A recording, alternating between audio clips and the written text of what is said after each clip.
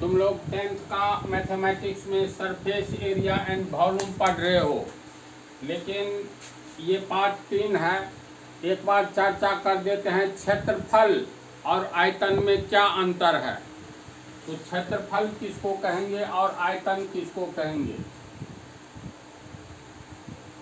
इसका इंग्लिश हुआ एरिया और आयतन का इंग्लिश हुआ वॉल्यूम।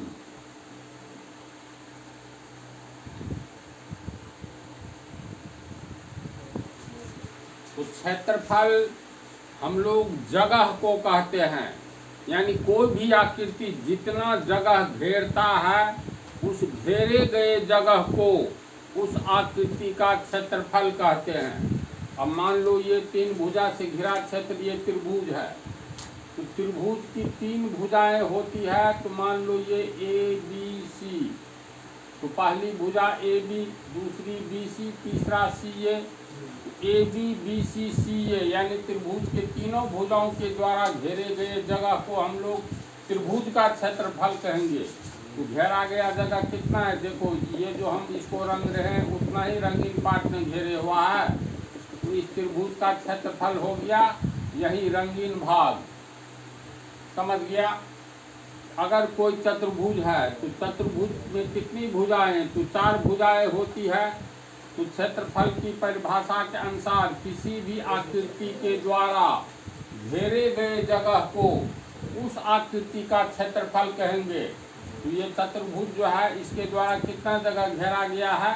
तो देख लो ये वाला जगह घेरा गया है जिसको हम रंग रहे हैं। तो यही घेरे गए जगह को हम लोग इस चतुर्भुज का क्षेत्रफल कहेंगे। तो चतुर्भुज में 4 भुजाएं, तो चतुर्भुज की चारों भुजाओं के द्वारा घेरे गए जगह को चतुर्भुज का क्षेत्रफल कहेंगे। त्रिभुज की 3 भुजाओं द्वारा घेरे गए जगह को त्रिभुज का क्षेत्रफल कहेंगे।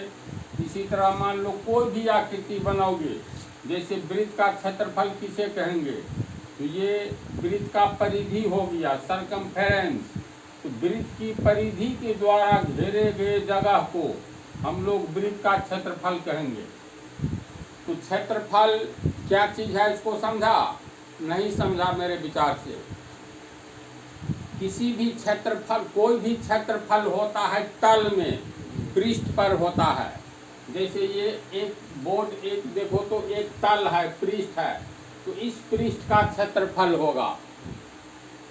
तो क्षेत्रफल का संबंध पृष्ठ से होता है और पृष्ठ का निर्माण होता है लंबाई एवं चौड़ाई से। इसीलिए क्षेत्रफल का व्यापक परिभाषा है ये फार्मूला, क्षेत्रफल बराबर लंबाई गुने चौड़ाई।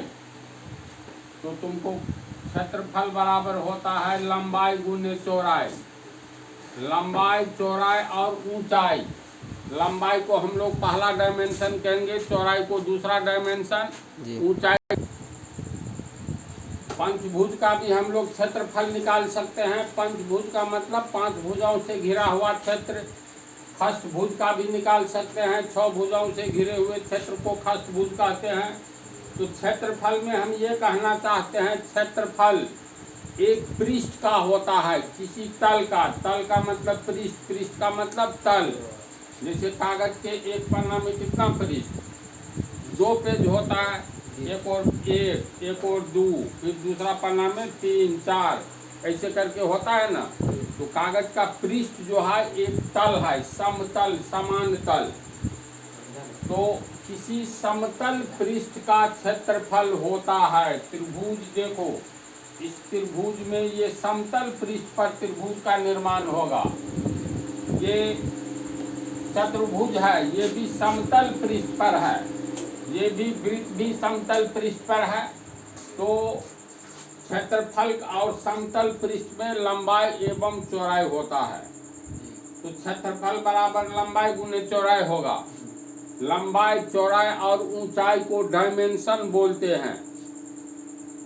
लंबाई हुआ पहला डायमेंशन, चौड़ाई दूसरा डायमेंशन, ऊंचाई तीसरा डायमेंशन। तीनों में से जिसको पहला डायमेंशन कहो तो क्षेत्रफल में लंबाई और चौड़ाई यानी 2 डायमेंशन होता है। किसी भी आकृति का क्षेत्रफल तो समतल में दिखला सकते हो। जैसे हम लोग जमीन खरीदते हैं मान लो शहर में कोई ऐसा जमीन लिया तो देखना बोलेगा जो 50 गज लंबा है और 30 गज चौड़ा है तो कुल कितना जमीन हुआ, तो लंबाई गुने चौड़ाई, 50 को 30 से गुना करेंगे 1500, गज गज को गुना करेंगे तो गज स्क्वायर को वर्ग गज कहेंगे। तो 1500 वर्ग गज जमीन लिए, एक वर्ग गज का दाम जितना हो एक एक नाम पर इसका निकाल सकता है। तो जमीन हम लोग खरीदते हैं तो कितना जगह खरीद रहे हैं, जगह का अर्थ हुआ क्षेत्रफल, तो तुमको दे दिया जाएगा 1500 वर्ग गज। तो किस तरह की आकृति होगी, तो मान लो ऐसी आकृति होगी, तो इसमें लंबाई हो गया चौड़ाई हो गया। तो क्षेत्रफल तल का पृष्ठ का होता है, जमीन एक ऊपरी तल जो है सतह, उसी पर ना हम लोग लेते हैं जो इतना वर्ग गज हम लोग का जमीन है। खेत वगैरह की जो मेजरमेंट मापी होती है तो उसमें अमीन सब क्या करता है, खेत का क्षेत्रफल माप रहा होता है, यानी लंबाई चौड़ाई कुल कितना जगह है। तो मेरे विचार से क्षेत्रफल के बारे में कंसेप्ट मिल गया होगा। आयतन क्या चीज है, तो आयतन किसी भी पिंड के द्वारा सभी दिशाओं में घेरे गए जगह को हम लोग आयतन कहेंगे। जैसे मान लो हम लोग खड़े हैं तो हम लोग सभी दिशाओं में फैले हुए हैं। एक मार्कर का उदाहरण लिया जाए, मान लो ये मार्कर है तो देखो एक बिंदु ले लेते हैं इसके बीच में, तो कहेंगे उत्तर की ओर फैला हुआ है, दक्षिण की ओर फैला हुआ है। मोटाई है तो जो बिंदु लिए उससे पश्चिम की ओर भी फैला है, पूरब की ओर भी फैला है, नीचे की ओर फैला है, ऊपर की ओर फैला है, फिर उत्तर पश्चिम की दिशा में भी फैला है, पश्चिम दक्षिण के दिशा में फैला है, पूरब दक्षिण के दिशा में और पूरब उत्तर के दिशा में, यानी दिशा की संख्या 8 नहीं 10, पूरब पश्चिम उत्तर दक्षिण 4 दिशा। पूरब और उत्तर के कोने वाली दिशा को हम लोग पूर्वी उत्तरी दिशा कहेंगे, नॉर्थ ईस्ट या ईस्ट नॉर्थ बोलो। इसी तरह पश्चिम और उत्तर के बीच की दिशा को उत्तरी पश्चिमी दिशा कहेंगे। सेम कंडीशन दक्षिणी पश्चिमी मानसून पढ़ता भी होगा। फिर दक्षिणी पूर्वी भाग तो 4 दूनी 8 हुआ। कोई पिंड अगर ऊपर से नीचे की ओर गिर रही है तो वह पिंड किस दिशा में जा रही है, तो नीचे की ओर, तो एक दिशा हो गया नीचे की ओर।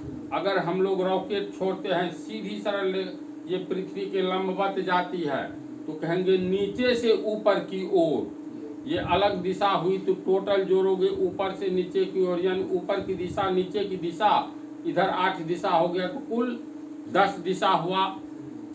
तो कोई भी पिंड सभी दिशाओं में फैला रहता है ना। वास्तव में एक बाल्टी खड़ा करेंगे तो बाल्टी के बीच में उंगली दो तो पूरब पश्चिम उत्तर दक्षिण ऊपर नीचे सब दिशा में हो जाएगा ना। तो आयतन की परिभाषा होती है किसी भी पिंड के द्वारा सभी दिशाओं में घेरे गए जगह को उस पिंड का आयतन कहते हैं। इसका अर्थ है, मान लो अगर हम लोग उदाहरण ले, ये देखो ये गोला है जो पढ़ाना है इसके बाद, तो ये गोला का ठीक बीच में एक बिंदु ले लो। तो ये ठीक बीच में जो बिंदु लेंगे इसको केंद्र कहेंगे भीतर में, समझा। तो केंद्र से सभी दिशाओं की ओर ये गोला फैला हुआ है।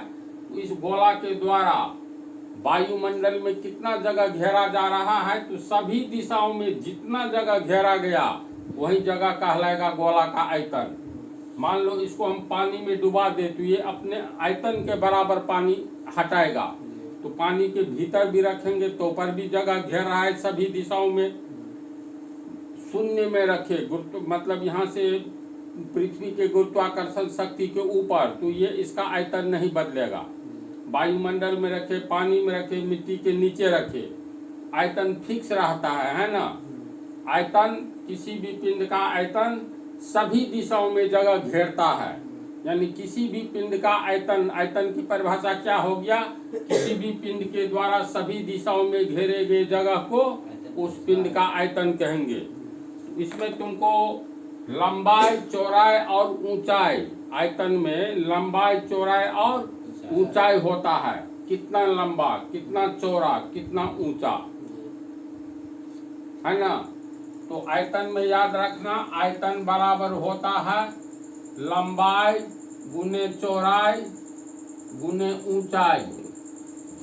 अब ये ध्यान से देखो, लंबाई गुने चौड़ाई को तो हम लोग क्षेत्रफल कहते हैं, तो लिख सकते हैं आयतन बराबर लंबाई गुने चौड़ाई को क्षेत्रफल। तो क्षेत्रफल में अगर ऊंचाई से गुना कर दे तो हम लोगों को आयतन प्राप्त हो जाता है।